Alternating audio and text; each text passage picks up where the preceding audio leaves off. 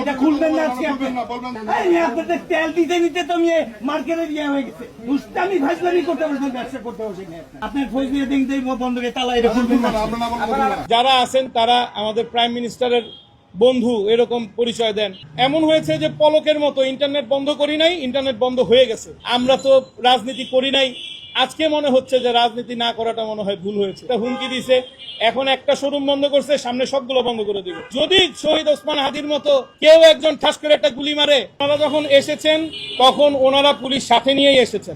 Police নিজেই দোকান বন্ধ করেছে, এখানে মব সৃষ্টি করছে, পুলিশ বন্ধ করে দিছে। ওসি সাহেবের সাথে আমার টেলিফোনে কথা হয়েছে, ওসি সাহেব বলল যে আমরা দোকান বন্ধ করি নাই, দোকান খোলার পারমিশনও আমি আপনাকে দিতে পারছি না। তো উনি বললেন যে যারা বন্ধ করছেন তাদের সাথে যোগাযোগ করেন, তাদের সাথে কথা বলে তারপরে ওপেন করতে পারলে ওপেন করেন, আমি কিছু করতে পারবো না। এমন হয়েছে যে পলকের মতো ইন্টারনেট বন্ধ করি নাই, ইন্টারনেট বন্ধ হয়ে গেছে। তো ওনারা বন্ধ করছে, সিসিটিভি ক্যামেরার মধ্যে আছে, আপনারা আমাদের সিসিটিভি ক্যামেরা দেখতে পারেন, মার্কেট কর্তৃপক্ষের সিসিটিভি ক্যামেরা দেখতে পারেন। ঘটনার দিন রাতে আমাকে হাতিরঝিল থানা ওসি তিনি আমাকে ফোন দিয়ে বললেন যে এই ঝামেলাটা এখানেই আপনারা সমাধান করে নেন, নিজেরা সমাধান করে নেন, কারণ ওনার সাথে আপনি পেরে উঠবেন না। ওনার অনেক ক্ষমতা, অনেক পাওয়ার, আমাদের মাননীয় প্রধানমন্ত্রী তারেক রহমান সাহেবের বন্ধু, সেই ক্ষেত্রে ওনার সাথে পেরে উঠবেন না, উনি আমাকে বদলি করে দিবেন। তো এইরকম ভয় পাওয়া লোক দিয়ে এরকম একটা এলাকা চলতে পারে না। না না না, কোনো ম্যাজিস্ট্রেট ছিল না। ম্যাজিস্ট্রেট কেন থাকবে? আমরা এখানে কোনো 2 নম্বরই ব্যবসা করি না, আমরা এখানে লিগ্যাল বিজনেস করছি।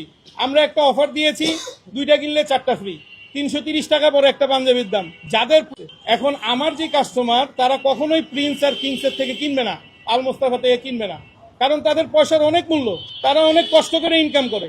সুতরাং তারা তাদের কাছে যাবে না, তাদের কাস্টমার বেজ আলাদা, আমার কাস্টমার বেজ আলাদা। আমার কাস্টমারও তাদের কাছে যাবে না, তাদের কাস্টমার আমার কাছে আসবে না। তো তারপরও তারা একটা আক্রমণাত্মক পরিবেশ তৈরি করে পুরা মার্কেটের, তাদের স্টাফ সহ, তারা প্রত্যেকটা ব্যবসায়ী সহ, আরো কিছু বাইরের লোকজন সহ তারা আসছে, এবং আমরা সবসময় একটা আতঙ্কে থাকি। যারা আছেন তারা আমাদের প্রাইম মিনিস্টারের বন্ধু এরকম পরিচয় দেন। প্রাইম মিনিস্টার তাদের কাছ থেকে কেনাকাটা করে দামি দামি কাপড় চোপড় কেনে।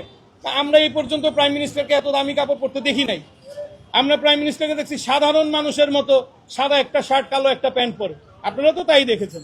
যেই মানুষ একটা সাধারণ সার্জনকে ডাক দিয়ে ঈদের জন্য সে কোলাকুলি করতে পারে, সেই মানুষ এত ডন লেভেলের লোকজন তার বন্ধু থাকবে, আমি এটা বিশ্বাস করি না। সম্ভবত প্রাইম মিনিস্টার জনাব তারেক রহমান সাহেবের নাম ভাঙিয়ে তারা খাচ্ছে। আপনি দেখেন আমার মোবাইল ফোন আমি ফ্লাইট মোড দিয়ে রাখছি। কেন ফ্লাইট মোড দিয়ে রাখছি? কিছুক্ষণ আগ পর্যন্ত আমাকে বলতেছে যে এই সাংবাদিকরা তো কালকে থাকবে না, পরশুদিন তুমি কি করবা। বিভিন্ন সময় বিভিন্ন ব্যবসা বাণিজ্য করে আসছি, একের পর এক। ঢাকা ফোনের আমল থেকে ঢাকা ফোন বন্ধ করে দিয়েছেন, মির্জা আব্বাস সাহেবের ছিল দেখে।